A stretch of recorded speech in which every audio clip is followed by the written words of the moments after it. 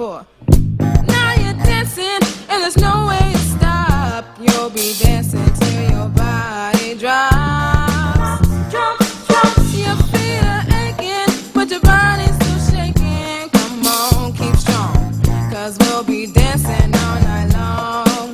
How you really? How you really? Let me see what you can do. We need to groove and get down. Let me see what you can do. Groove and get down, down, down, down. The rhythm is moving, your body is moving as it makes you feel so alive. Feel it in my soul, our bodies can't be controlled. I won't stop until the DJ is gone.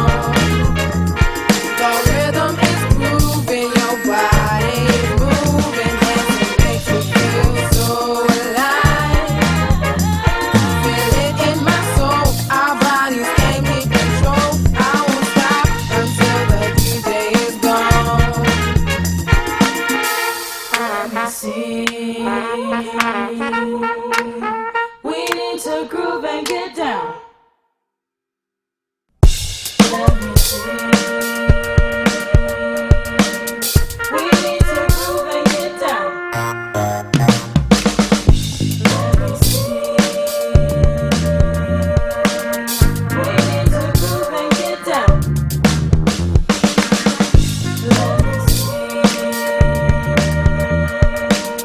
We need to groove and get down. Let me see.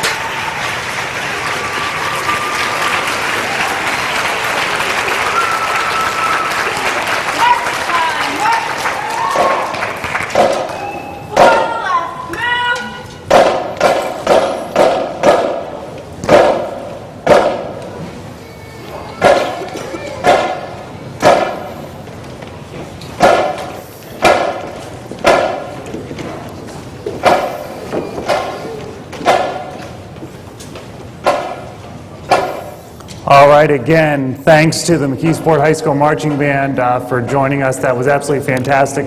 Thanks to their director, Mrs. Karen Cole, who you will actually meet a little bit later.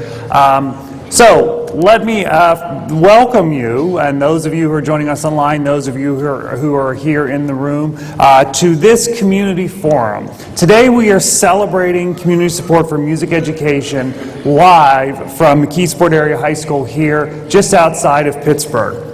As one of more than 400 NAM Foundation designated best communities for music education schools, they submitted a 1-minute student-made, faculty-advised video that answered the question, what makes music education great in my school or district? And that is available on YouTube. I'd encourage you to check that out. McKeesport is the first of 6 stops of winning schools or districts across the country that won a 2-day residency with the John Lennon Educational Tour Bus. Yesterday, 6 students wrote and recorded an original song and made a video for that song aboard the Lennon bus. Special thanks to the Lennon team for their exceptional work with these kids yesterday. They really had an incredible time and appreciated this awesome opportunity to work with you. And that video will be available on YouTube in the coming weeks. And as I said, I got a little bit of a taste of it yesterday and got to hear what they did. And it is absolutely amazing what can happen in just a few days. So I welcome all of you here. As I said, we have some more special performances for you. We have some great conversations that we're going to have happening today about what music education is like here in the McKeesport School District, but also what's happening across the state. And I will remind those of you joining us live online, or if you're here in the room, to share on your social media information about where others can join us live and watch this forum for the next hour. LennonBus.org/live is the website, so we would love if you would share that information. Also, a couple little housekeeping things for you. A reminder that we would love for you to sign up to receive some news and information from the NAM Foundation at namfoundation.org. The NAM Foundation supports grassroots advocacy for music education and efforts to keep music and arts strong in communities everywhere. We work to assure that every child has a chance to learn music and arts as part of the core curriculum. Together, we can keep music education strong. And if you didn't RSVP for the event, please let us know that you're watching online by emailing supportmusic@nam.org. So we know that support for school music programs doesn't happen unless administrators are behind that. And I've got to know some of the administrators here, and I know that they are so wonderful and so supportive of the music programs here. And one of them is the McKeesport Area Superintendent, Dr. Rolaskizis, and I invite her to come on up and give us a few remarks to begin. Morning. Good.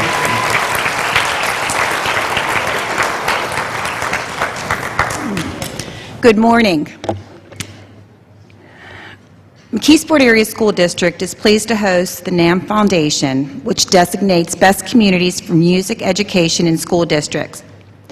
I was thrilled and excited yesterday when Dr. Bauman, Dr. Holtzman, and myself visited the John Lennon Educational Bus.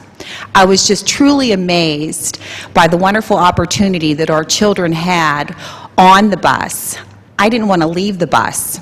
Of course, they didn't ask me to record anything or to perform anything, but if I had a little extra time, I would have asked.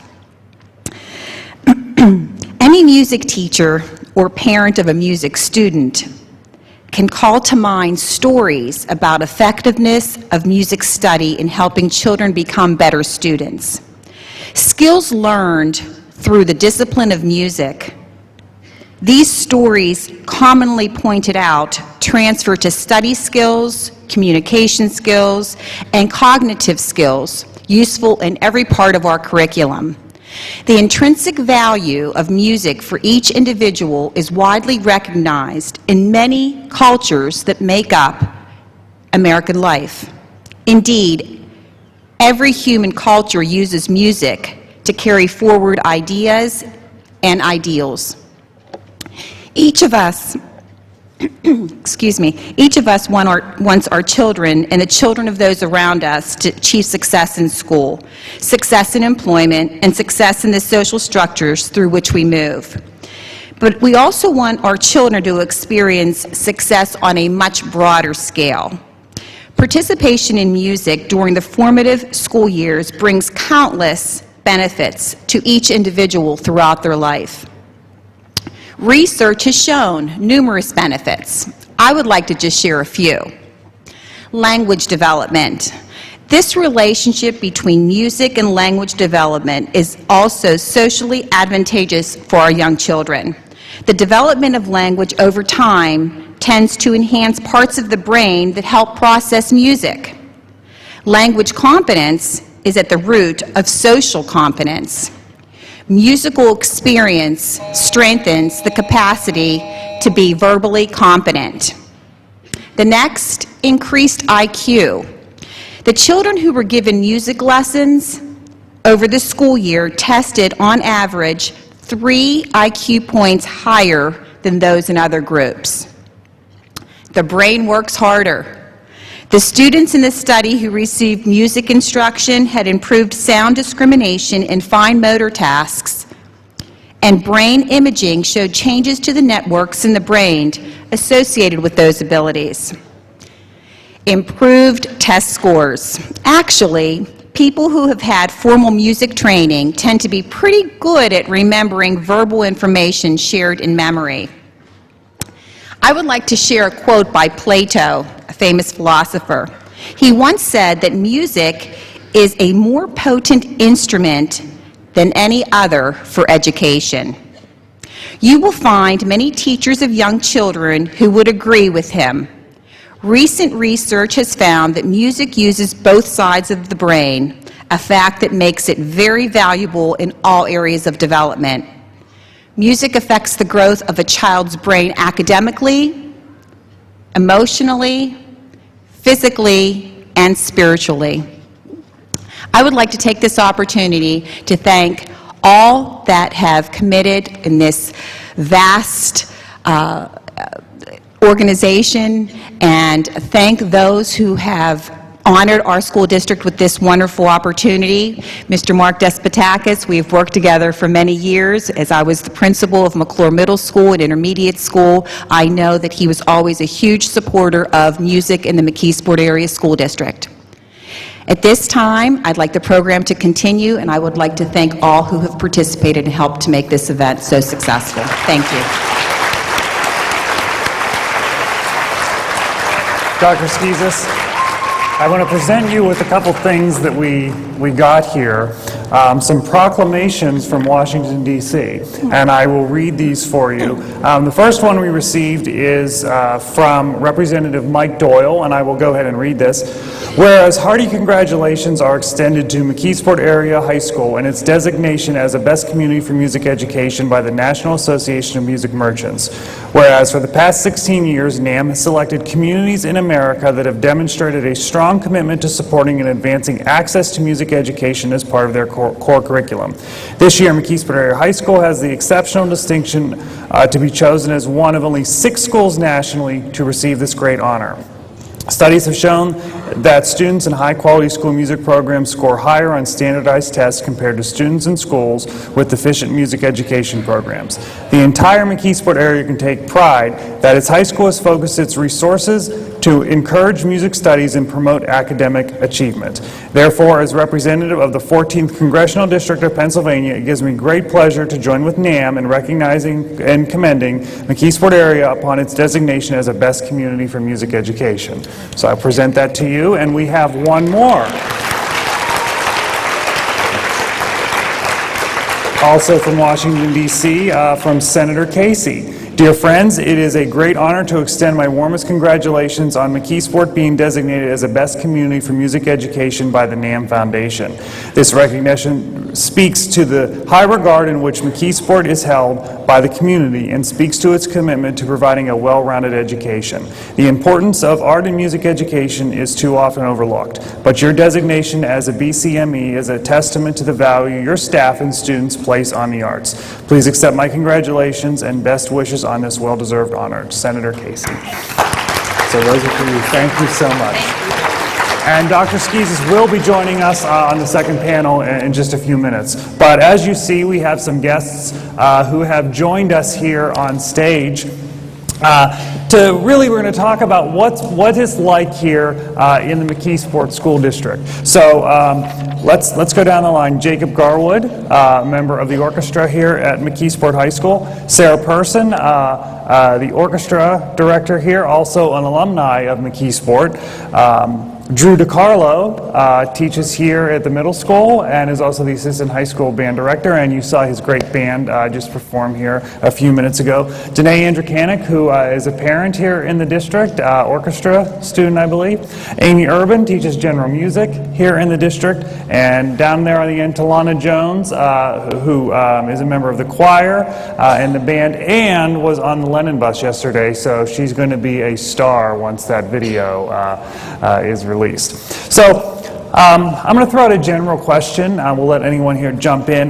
Give us an overview of what this music program is like at McKeesport. There's so many student opportunities that we see. I'm just curious for kind of the overview. Who wants to jump in? Amy? Okay, in general music, all of our students in grades kindergarten through 5th grade all receive general music class. They have 40 minutes of general music once every 6 school days. We have a grade level program for each grade throughout the school year. And the students in 4th and 5th grade can take up a band or orchestra instrument if they so choose.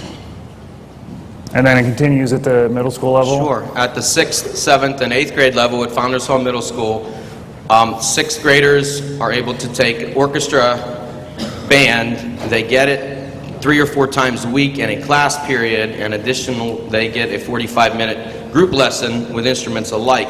So basically, they see their band or orchestra teacher 3 or 4 times a week in a 45-minute period. That's at the 6th grade level. They also have, every student in the 6th grade level gets a general music class.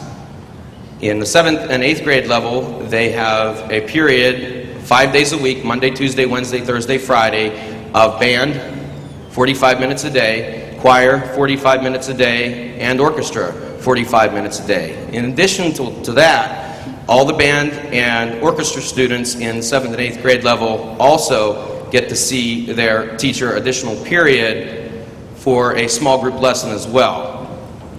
Also, the after-school activities funded through the 21st Century Learning Grant, there is a jazz band program that sometimes goes the entire year, sometimes goes half of the year.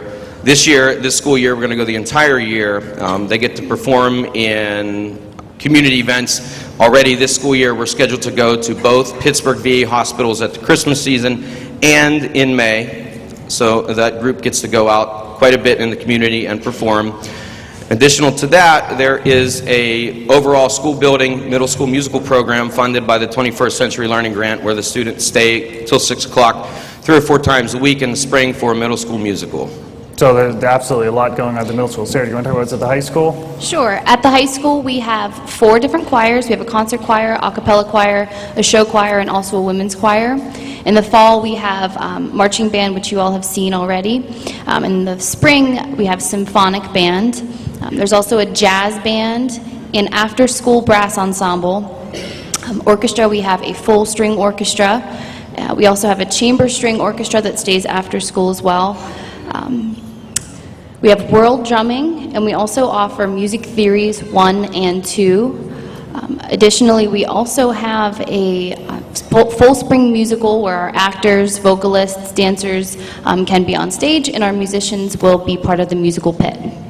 So you guys, you keep them pretty busy here. So that kind of leads me to the next question that I'll throw this back out to the music educators here. Kids are busier than ever now, and that's a challenge that we hear from educators on any level. That's probably even harder, I would think, in music education than it was 10, 15 years ago. How are you keeping kids engaged? Because obviously you have all of these programs. You have so many things that is offered to them. How are you keeping them engaged to keep them participating in all of your programs here? Well, I'll jump in. I really do believe that kids nowadays really try to feel a part of something. They don't want to be a loner, so they always search, I think, at every level, kindergarten through 12th grade, to find a part of something, whether that's the part of the football team, whether part of the basketball team. What we do here is our music programs, and I think that's a huge attraction because their friends do it and they can be a part of something other than themselves. I agree too, because it could really increase their time management skills and really make them learn how to manage their time in the future for college or. So, they're learning those things that are more than just the notes on the page, Exactly. which is important as a parent, obviously. Amy? I really feel it's a confidence booster as well. I mean, if a kid feels they're playing well and doing well or singing well, and it makes them feel good, it makes them feel better, and they'll keep wanting to do that. Is a reminder of what we're doing in music classrooms. As we know, it can't be assessed on a bubble test, and it's all of these intangible items that you're seeing in students, and it's obviously happening here because all of your programs are so rich and full. Amy, I want to go back to you for a second. You talk about general music. I've seen general music classes here. I've seen general music classes in a lot of places, and some of them are very structured, and maybe they just work out on a worksheet out of a textbook. That's not what happens here. The students are up and moving and actually participating and performing. I've seen that when I've been around your classroom. Talk about that philosophy and what's the value in having classes done that way? I approach teaching music through, we're a team.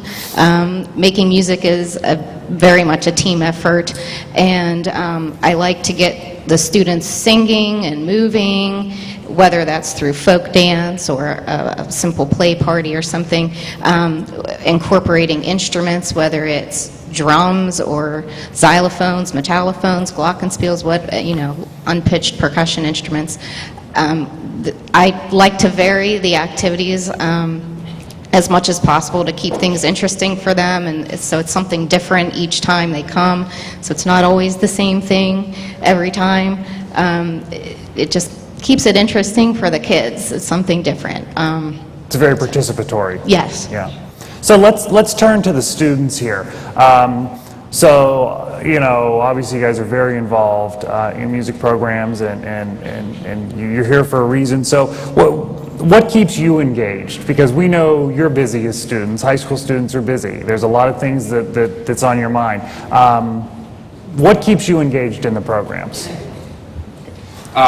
So I always try and make music a priority for myself, because I've found that music is the way that I can relax and enjoy myself in the midst of my AP classes and all my clubs and after school stuff. Music is always there for me to take a step back and just relax and be myself. I believe that the reason why I'm so engaged in music is because there's nothing like the feeling of, having a great performance with a lot of people that you have a lot of stuff in common with.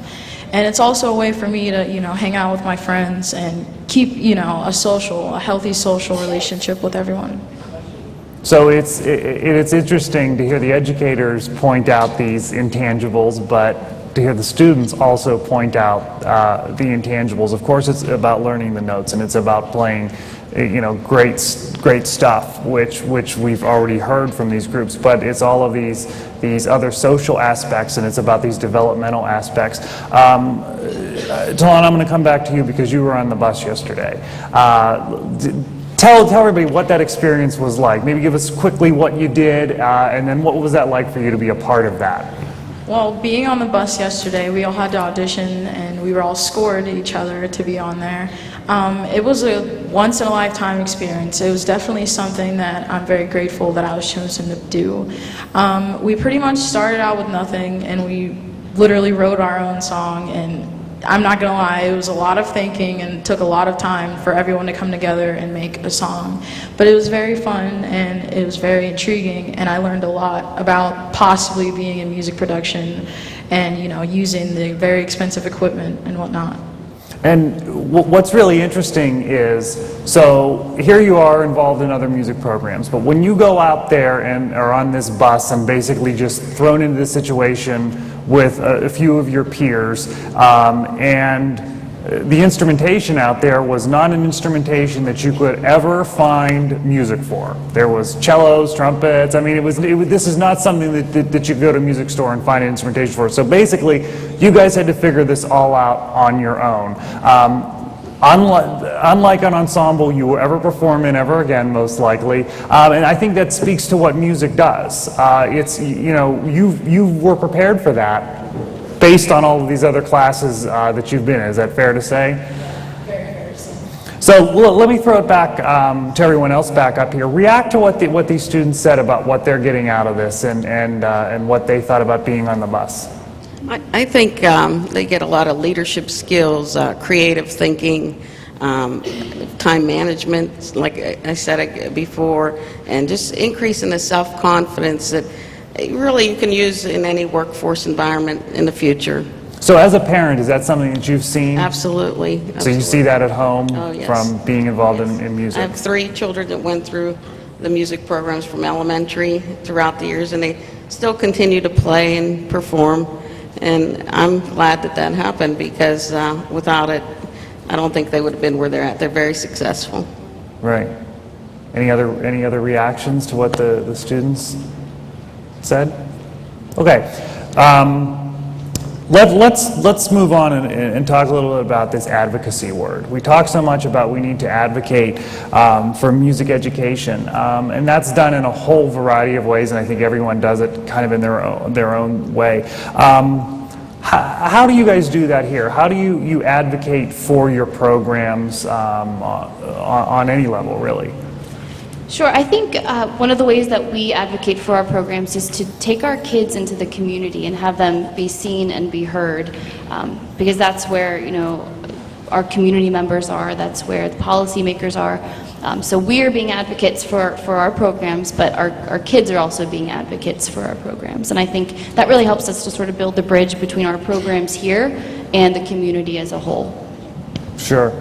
Let me throw one back out to the students. Now that you've been here as a part of this program and you see what it's like and you see what other students have gotten out of it, you see what you've gotten out of it, what does that make you think as you're approaching graduation here some sooner, and then you in a year or so?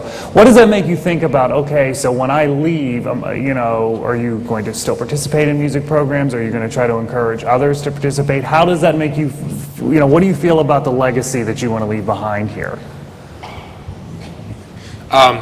So I'm not going to be a music major in college, but I definitely want to continue it in like a small group ensemble, because it's a part of who I am, so I definitely want to continue to advocate for that. And I think I'm leaving behind a very strong program. The viola section is a lot stronger, and I hope that for years to come it will continue to grow because of the legacy that I've left on it. Fantastic. I also agree with that, and being involved in all these music programs like I am, it makes you think about what you want to do when you grow up. I mean, I still have a year, but I'm definitely going to continue to playing trumpet and singing with choirs and being involved, because like Jacob said, it's also a part of who I am. I wouldn't be the same without it. So let's go maybe to all of you. What's a takeaway? What do you take away from what you've witnessed and been a part of in this district to other districts that might be out there watching and say, "Wow, this is a place I'd really like to replicate. I want to do what they're doing there." From your perspective, maybe to somebody who's sitting and watching who is the you in another district in your role. Any thoughts on a takeaway, advice for them? From a parent perspective, from a teacher perspective? I think music could make a difference in a child's future, and with all the disciplines and the characteristics, I think it make a recipe for success. So you would absolutely encourage parents to do what they can to get those students involved? Yes, in any type of music. And I've also, being in a health profession, I've seen benefits of decreasing blood pressure, decreasing anxiety, depression. It goes beyond. Music helps in a lot of ways that people don't really realize. And so I think it's necessary to continue. Absolutely. Drew? One thing, I can tell you that middle school teachers always talk, and when we always get together, we always say, wow, that kid's graduating already. And This is just one example because Talana is here. I'm just sitting up here thinking the day I handed Talana a trumpet, she was probably a young 4th grader at Cornell Intermediate School. It used to be, now it's Twin Rivers. But she was this shy, little, quiet girl that signed up for band, and now she's up here on stage in front of all of you. So from my perspective and the middle school teacher's perspective, we get to see them grow from 4th, 5th, 6th, 7th, 8th, 9th, 10th, 11th, and now Jacob's in 12th grade. So I know that's a neat thing to see that too, and I think being an advocate for music programs, that's another thing to say, that they grow from these quiet young people who may have, if you will, maybe fallen through the cracks and not been a part of something. They grow up being a part of something through their schooling years. Fantastic. That's a fantastic story and a good way to put it. And also a great way to end this part of the panel. I thank all of you for being here, and I thank all of you for what you're doing, participating in the programs, what you're doing really to keep these programs going. So absolutely thank you for joining us. Let's hear it for them.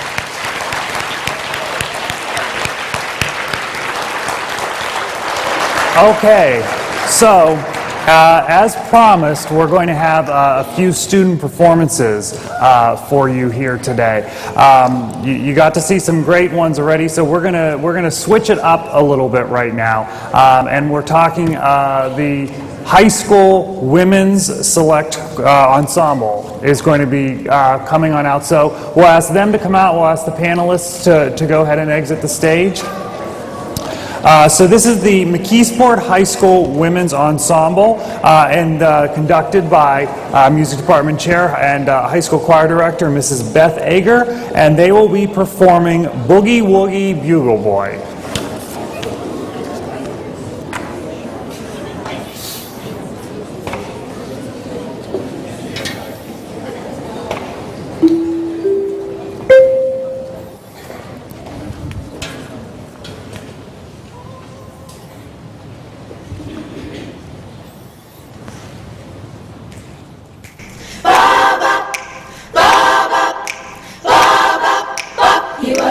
Trumpet man from out Chicago way. He had a boogie style that no one else could play. He was a top man at his craft, but then his number came up and he was gone with the draft. He's in the army now, a blowing reveille. He's a boogie woogie bugle boy of Company B. They made him blow a bugle for his Uncle Sam. It really brought him down because he couldn't jam. The captain seemed to understand, because the next day the cap went out and drafted a band. And now the company jumps when he plays reveille. He's the boogie woogie bugle boy of Company B. A root, a toot till he had a toot. He blows 8 to the bar. In boogie rhythm, you can't blow a note unless the bass and guitar is playing with them.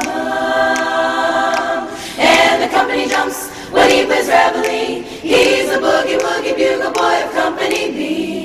He was some boogie woogie bugle boy of Company B. He puts the boys to sleep with boogie every night and wakes them up the same way in the early bride. They clap their hands and stamp their feet because they know how he plays. When someone gives him a beat, he really breaks it up when he plays reveille. He's the boogie woogie bugle boy of Company B. A root, a toot till he had a toot. He blows 8 to the bar. In boogie rhythm, you can't blow a note unless the bass and guitar is playing with them. And the company jumps when he plays reveille. He's the boogie woogie bugle boy of Company B.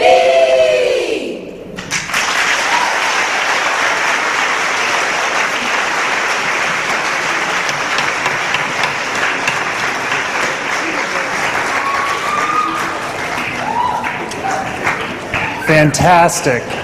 Thank you so much. Again, that was the McKeesport High School Women's Ensemble conducted by Mrs. Beth Ager. I want to go ahead and remind you that, so what's happening today is because, this is happening today because this school district was named as a best community for music education by the NAM Foundation. And then beyond that, they went the extra step to submit a video to have this great residency with the Lennon bus that has been here for the last 2 days, yesterday and today. The survey for 2016 opens up today. If you're a school district or a school that wants to be recognized as a Best Community for Music Education or as a Support Music Merit School, visit namfoundation.org to fill out that survey, and who knows, this could be broadcasting live from your school next year, so please check that out. Okay, we're going to move on to our next guests here, and this is, I hope, going to be a really interesting conversation. We're talking about taking things up, maybe to the 30,000-foot level, and talking about what is the support for music education and education in general in Pennsylvania. So joining us on this panel, Dr. Rolaskizis, who you've already met, the superintendent here at McKeesport, Representative Mark Gergely, Senator Jim Brewster, Dennis Emmert, who is president of the Pennsylvania Music Educators Association, also a teacher at the Fox Chapel School District, and Karen Cole, who is the high school marching band director here at McKeesport. High school band director, more than just marching band. So thank you all for joining us. So I want to go right to the policymakers, okay? We're living in Pennsylvania here, and we are living without a state budget, constitutionally mandated to have been passed June 30th, and here we are living without a budget. And the reality of that, what it means is that school districts are not receiving the money from the state. So they're surviving on their reserves or local taxes, which has been very difficult for districts, and we'll talk to Dr. Skizis about that here in a minute. But to the policymakers, it's hard for you guys. You've got a lot of things on your plate at the state capitol, but you're seeing what's happening to school districts. Can you react to, as far as what's happening with the state budget and how we got here and why we're still here? I believe it's day 107, maybe? Well, thank you, Mark, and thank you for putting the forum together, you and Dr. Skizis and staff, and it's a pleasure to be here. We could talk for hours about the budget, but I'll try and summarize very quickly where I think we're at, and I think I can speak for the governor. One of the four major stumbling blocks right now is education. That's why the impasse is occurring. The governor wants to reimburse public education throughout the state and higher education by $1 billion, and he needs to find the money to do that. And that's where the impasse has occurred. Last year, we spent about $10.9 billion with a B on education out of a $29 billion budget. About $685 million on higher education. So that's about 38% of the state's budget goes towards education. This governor wants to give more, and you heard the testimony earlier about what music and the extracurricular activities mean to students. And I don't want to put a lot of statistics out, but one of the other major line items in the budget is the Department of Corrections. And there are some of us in the legislature believe that if we spend more money in education, we won't be spending as much money for folks that are incarcerated. We're seeing way too many young people ending up in jail. And it's our opinion, and many of them are talented. Musicians, people that can sing and play instruments, and artists and what have you, actors and actresses. I mean, these are folks that need to have the funding at this level.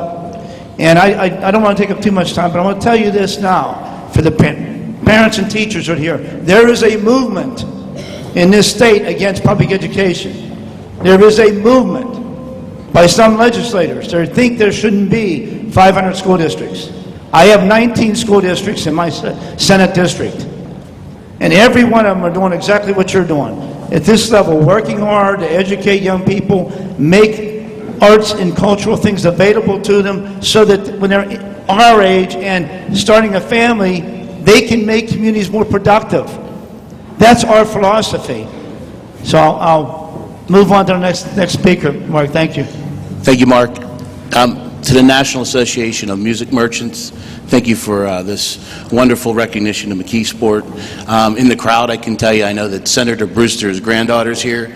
My daughter's in the music program of McKeesport. All three of my kids were. And this is a great recognition. This is a challenge, Mark. This is a challenge for us. I've been in the legislature for 14 years. I've been through 3 governors. We need to fund education. we need to fight for education. The governor's proposal was a $400 million package to reinvest in monies that were taken away from our previous governor. Governor Corbett removed $400 million to public education. Governor Wolf wants to restore it and build it. It's very simple for us. We need to fight for that. We need to fight for to fix a structural deficit that exists. And these are the schools that suffer the most. These schools in urban districts where we don't have fiscal capacity. I mean, I wish we were Fox Chapel and had reserves, untold sums of money to keep moving. But we're fighting. We, Senator Brewster and I and Dr. Skizis, were fighting yesterday for $1.2 million to this school district that was being taken away from charter schools. That's crippling to McKeesport. So every day we fight this, and this is the 108th or 107th day, but we need, sometimes you have to suffer to accomplish things, and I think we have to suffer right now to get what we need to fund arts and education. So that's a really interesting point, and that's where I go to Dr. Skizis. So we talk about districts are now relying on what money you can bring in, and it's not coming from the state, and it's districts like McKeesport, but it's also these very affluent districts are going to be in the same situation potentially in 3 months down the line. I believe in McKeesport, what, 72%? Is that your percentage that comes from the state? Yes. So, I mean, that's a pretty high percentage of your budget that is state funded. How do you keep this going in this situation? Well, I'm very fortunate to have two government officials that are very supportive, and as Representative Gergely just said, we were on the phone yesterday at least 3 or 4 times when we received the news that the $1.2 million that was supposed to come to McKeesport, we are now only going to be getting $41,000. That's huge. Those of you that are informed and know that we were hoping that we were going to be able to make payroll until December. Right now, we've taken out a line of credit, something that we don't want to do, but unfortunately, it's something that we may have to do prior to December if this continues. We are very, very passionate about educating our students and making them have the same opportunities that school districts throughout Allegheny County have. I've been very fortunate to have a supportive board that when we talk about there are 8 people in our music department, and I know that that's a place in which some school districts had no choice and they had to cut back with their music programs. They are very committed to trying to keep that intact so that we don't have to take away instrumental music lessons in 4th grade. Absolutely. I have to say, I see what it can do for the whole child.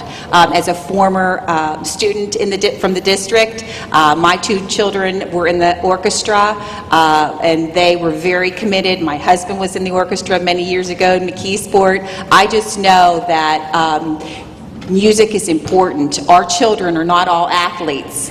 Many of them have the ability to do very great things with our music program. Fantastic. I don't want to spend a lot of time on the budget stuff because I want to talk about some other stuff, but since we have some policymakers here, I want to discuss this a little bit. So here you have a district that potentially is going to have to take out a line of credit to get some money.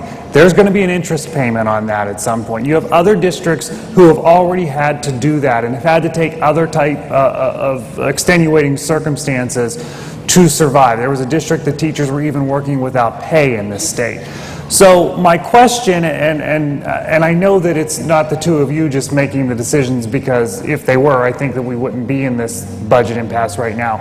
But from the state level, what is your perspective as a policymaker, and you're looking at these school districts who are having to take these extenuating circumstances because we don't have a state budget? Some would argue just pass something so that they can get some money. What are your perspectives on that?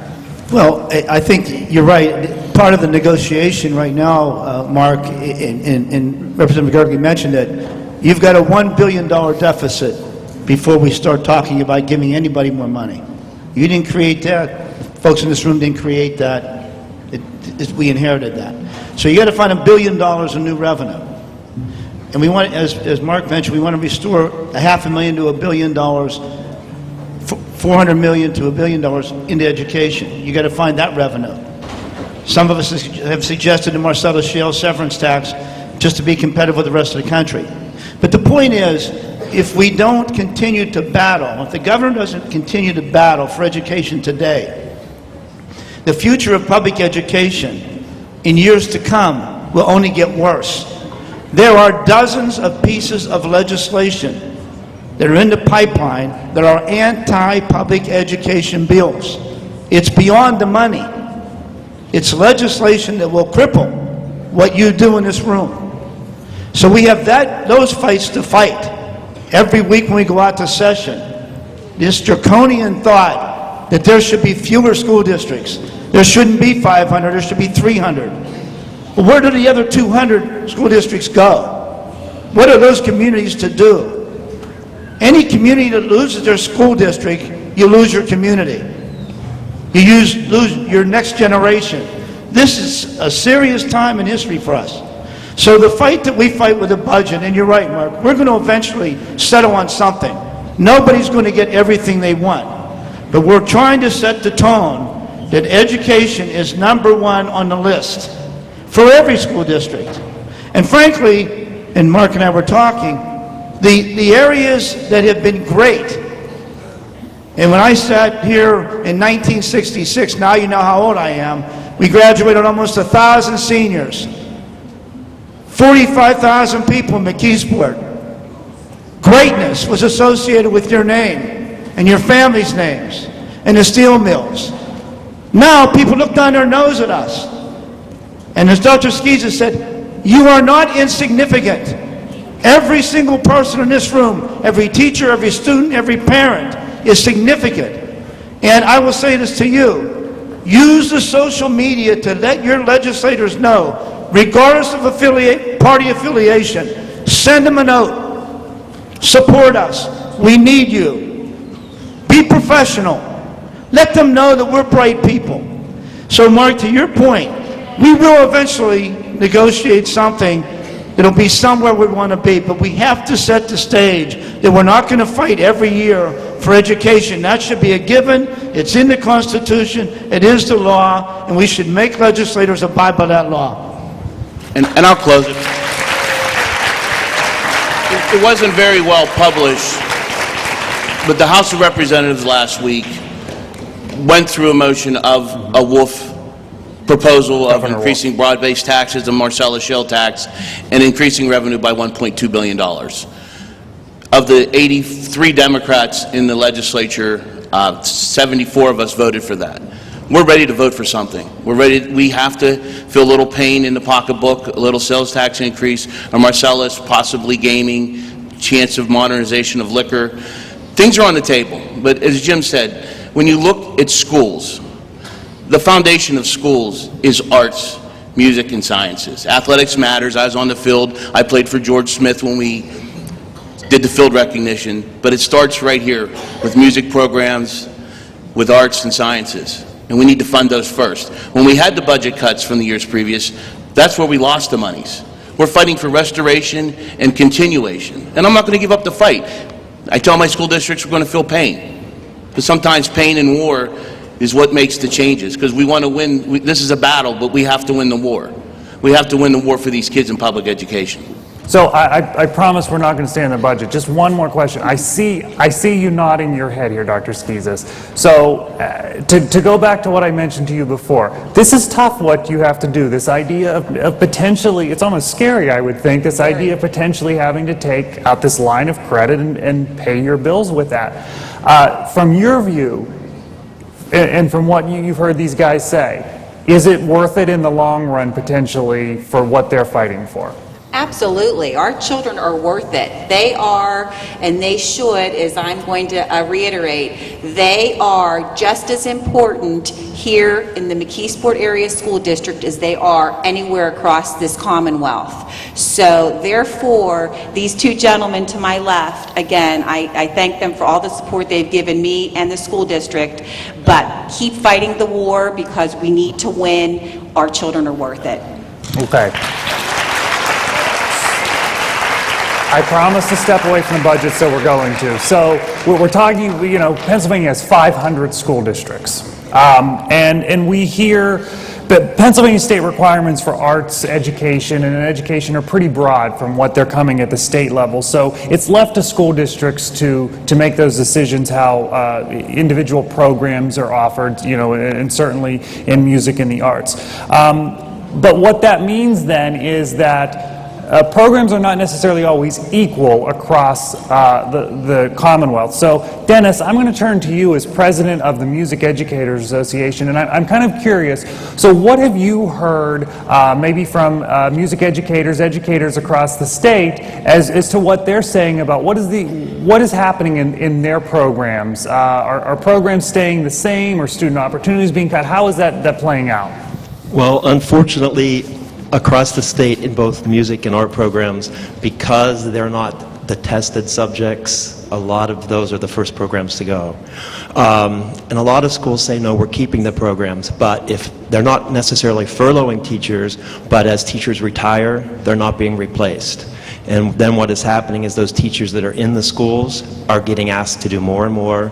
What they do already is, what we do as music teachers is, not that it isn't with all teachers, but with music teachers, not only do we work during the day, we work with our students before school, after school, evenings, weekends, summers. And what's happening is those teachers are being stretched so far and so thin that they're not able to give the 100% to all of their programs anymore like they used to. So therefore programs are suffering, even though the administrators in some schools say, no, we're still offering all the programs that we used to. The teachers just can't physically continue to do that extra work. And that's what we're hearing from a lot of school districts across the state. I've found that music educators are a special breed of people, it seems. And they always want to go that extra mile and do that extra bit for students, and will always do everything they can to keep student opportunities. But like you said, there's only so much time in the day, basically. That's right. Music teachers always go above and beyond, and we make it work. So, Karen, you've taught in a couple of districts, and as a high school band director, you're interacting with teachers quite a bit. Give us kind of the ground level report on what you're hearing from districts, maybe of people that you talk to, and what that sometimes when there is an inequality or differences of offerings and programs, what you're seeing and how that affects programs. One of the things that we see. Use Dennis's maybe.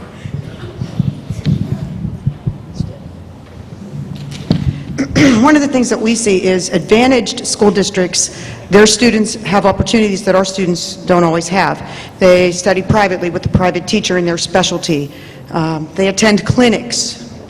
Some of these kids go to camps in the summer where there's intensive musical training for them. We don't really have that in disadvantaged districts. Everything that our students are getting, they're getting from 8 teachers. So the pressure is on us always to fight and hold on to instructional time. And instructional time is very critical at every stage of development, especially in the instrumental programs from grades 4 through 12. So as we get stretched, we lose some of our instructional time, which inadvertently hurts our programs. So that is the main thing that I see in terms of equity. Some of the more affluent districts and communities are able to provide private instruction, clinics, etc. So that's the main thing. And in our district, every student who's involved in the music program is involved in the music program regardless of their musical prowess. So we make sure that every student gets an opportunity. That doesn't happen elsewhere either. A lot of more affluent districts have audition-only ensembles where students must audition to get in. Our ensembles are completely open. All of them. And I'm continually amazed here that you do make it work for any student that wants to participate. If a student comes and says, I don't have an instrument, I don't have a means to get one, these teachers here, you make it happen. Well, how we've done that here is we've had, I think, 6 instrument drives where we've asked the community at large and people outside of the community to donate instruments they have under the bed or in the closet. And, sometimes we do in-house repairs, sometimes we send them out, but we get an instrument into every kid's hand that asks. And that's at no cost to the, or very little cost to the school district. And plenty of people have stepped up to give us things. Some of the things are unusable, but most of the things we can make work. So, Dr. Skeezes, could you react to that? You know, you're under a lot of pressure. I've always said, and I think I even said this to Karen yesterday, I would never want your job. Well, thank you. I mean, the pressures that you're under from so many different perspectives, to me, I would just find very overwhelming. You're under state and federal mandates, but yet, as you mentioned, there's a commitment here to music education programs. How do you make that happen here? Well, let me first start out by saying I'm very passionate about my school district and my community because I am McKeesport through and through, as well as my 2 children graduated from here, as I said, my husband. So I made a comment over here to Mark as Mrs. Cole was speaking. I have to say that, Mark, you have been wonderful throughout my last 14 plus years at McClure, and I know that when he knew that a child needed an instrument or could help out in any way, he was there for us. And I just want to say thank you so much, because we don't forget those kinds of things, and I appreciate that. Again, I'm just very passionate about the music program. I think that it's very important, it's essential, and Mrs. Cole and Mrs. Zager and all of our music teachers, I know they go above and beyond their call of duty, because when I see them in the evenings, or when I get a text message or a phone call, can you talk about a music situation that we would like to go to and we're not quite sure we could fund for it, I try to make it happen, and I use whatever kind of resources I can do. So. Right. Back to the policymakers briefly. Talk about this potential inequity that we're seeing in districts for student opportunities. Thoughts on that? Thoughts on, is there a way at the state level to level that playing field in some way so every student has equal access?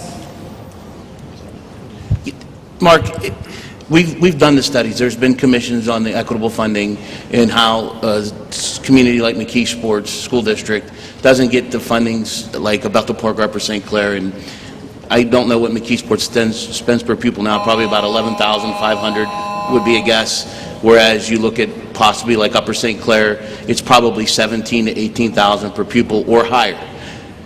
When we drive these monies out and we work on these formulas, we've always been advocates for fairer funding. We already get 72% of our money from the state. Our local tax effort with our properties, the value's not as high. And there's many, I mean, the good news is there are many legislators that understand that. There are many that understand this Commonwealth has an obligation to educate everybody equally. We have the formulas in place. We're ready to execute them. There's discussion.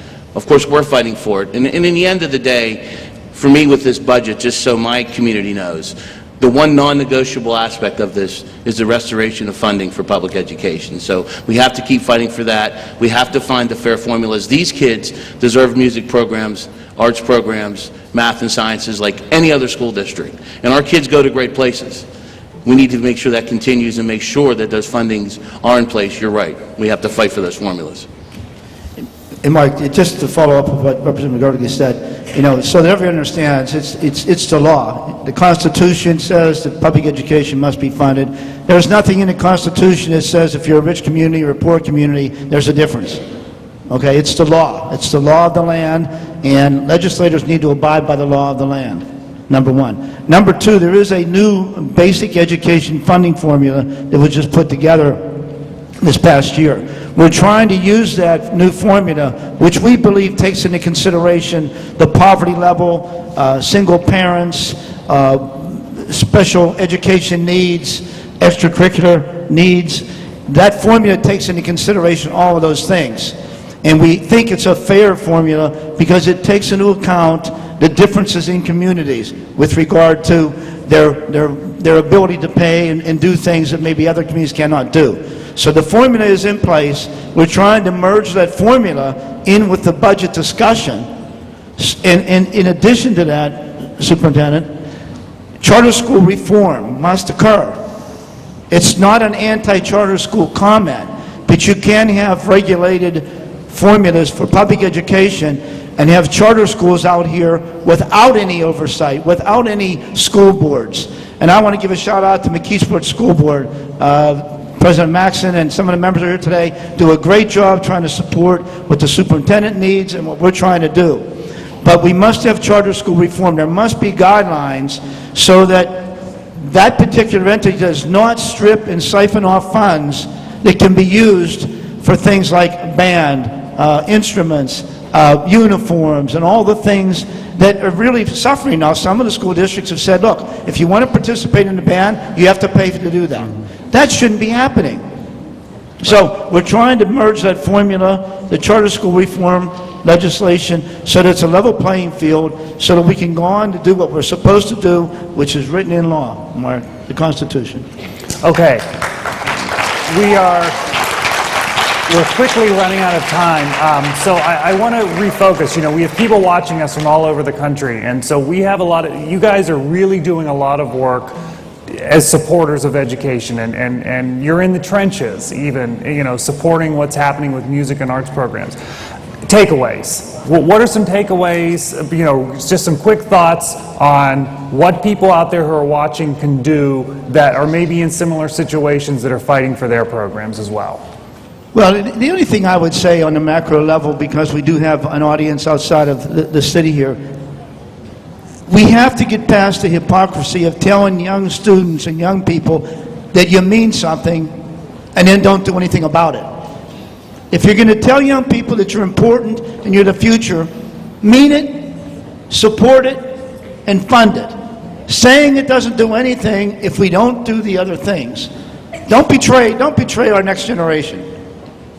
Teachers in this school gave me hope, gave Mark hope. If you'd asked us when we were in 8th grade if we'd ever be in the state legislature, we'd have both probably laughed about that. That is a byproduct of everybody in this community, in all the communities in the McKeesport area. These things can happen. They don't happen without good education, good teachers, and the funding to do that. So all of us, I don't care what state you're in or what county you're in, should always make education first.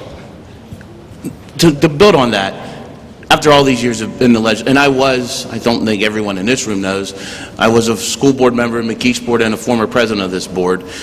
Education is one of the top priorities of my life in Harrisburg. When you talk to us, we live it, we breathe it, we fight for it. If it's not for Clareton or West Mifflin, it's obviously for my hometown, McKeesport. But we're easy. You could call us. Rula knows, Dr. Skizis knows that. We're one phone call away. But the people out there that are watching, and you asked for advocacy, and Senator Brewster already mentioned it, he says, call your legislators. Don't just call them, score them. Watch how they vote for public education, and your vote matters. If they are not for education, if my colleagues in Elizabeth or in Norwin, North Huntington aren't fighting for public education, those constituencies need to let them know how disappointed they are, and their vote should matter to them. That's how you do it. We pay attention to that. We literally pay attention to that, and that changes the mindset of a legislature. It matters. Okay, any other takeaways? Okay, well, thank you all so much for joining us. Some great perspective. I really appreciate it. Okay, so at this point, Dr. Skizis, I'll invite you to stay on the stage. Dr. Skizis, if you could stay up here, and if we could have all of the music teachers, if there's any other music teachers in the room, please come up on the stage with us. We have a special presentation here that we have for McKeesport High School, or the McKeesport School District, brought to us by some great vendor partners of NAM as well as the Lennon Bus. And it's going to be some great stuff to enhance what they're doing here at McKeesport. And you'll see we have the orchestra back here who you're going to hear, but also we have some great products donated by Audio-Technica, Epiphone, Genelec, Mackie, OWC, Neutrik, Yamaha, and Zvex effects. So some great things here being donated to the McKeesport Music Program. So let's thank all of those sponsors for donating all of this. At this point, we are going to turn things over here. Yeah, absolutely. Come up and see what we have here, guys. Some more of the music teachers. Chris Davidson teaching here in the district. So at this point, we're going to go ahead and turn things over to Mrs. Sarah Person and the McKeesport High School Orchestra, and they're going to be playing for us Bavarian Rhapsody. So we'll turn it over to them.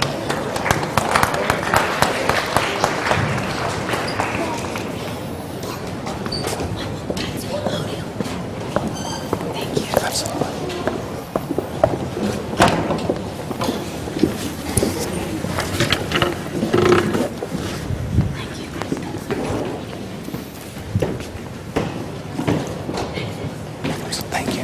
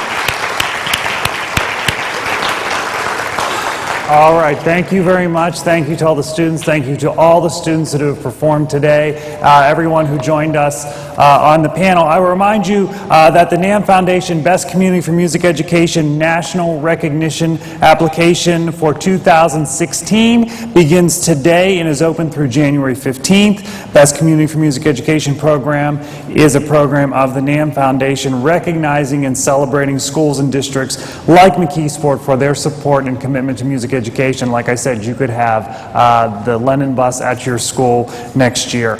As a national recognition program, it gives districts and schools tools to increase the visibility and support for their music programs. You can visit namfoundation.org to learn more. And don't forget to follow along as the NAM Foundation and the Lennon Bus travel to Waxham, North Carolina and Miami, Florida over the next couple of weeks. Details of the rest of the tour can also be found on namfoundation.org. We thank you again for joining us live today from McKeesport High School. Continue to support music education.